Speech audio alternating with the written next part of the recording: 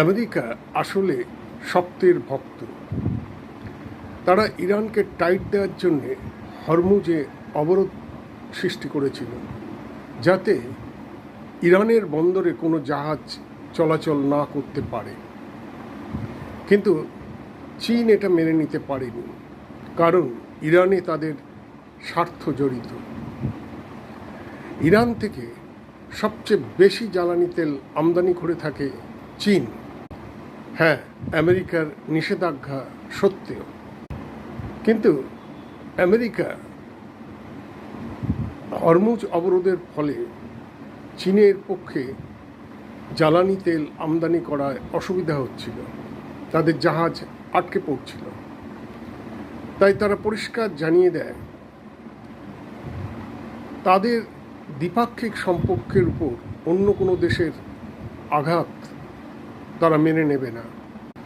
তাই তারা হুমকি দিয়ে পরিষ্কার জানিয়েছে হরমুজে অবরোধের ফলে চীন কোনোভাবে ক্ষতিগ্রস্ত হতে চায় না, তাই এই অবরোধ তারা মানবে না।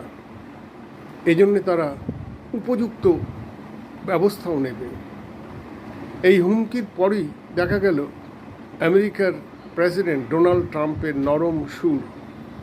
তারা জানিয়ে দিল চীন এবং অন্যান্য দেশের জন্যে হরমুজ উন্মুক্ত করে দেওয়া হয়েছে। সেই সঙ্গে ট্রাম্প জানিয়েছেন চীন নাকি ইরানকে আর কোনো অস্ত্রশস্ত্র সরবরাহ করবে না বলে জানিয়েছেন, যদিও বেজিং এ ব্যাপারে কিছুই জানায়নি। তাই ট্রাম্প কতটা ঠিক বলছেন তা এখনই নিশ্চিত হওয়া যাচ্ছে না। ট্রাম্প গদগদ স্বরে আরও বলেছেন তিনি মে মাসেই বেজিং সফরে যাচ্ছেন।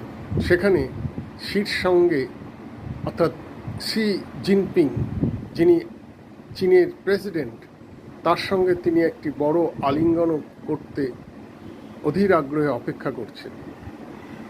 ফলে আমেরিকা চীনের সঙ্গে আরও ঘনিষ্ঠতর সম্পর্ক গড়ে তোলার বার্তাই দিয়েছে।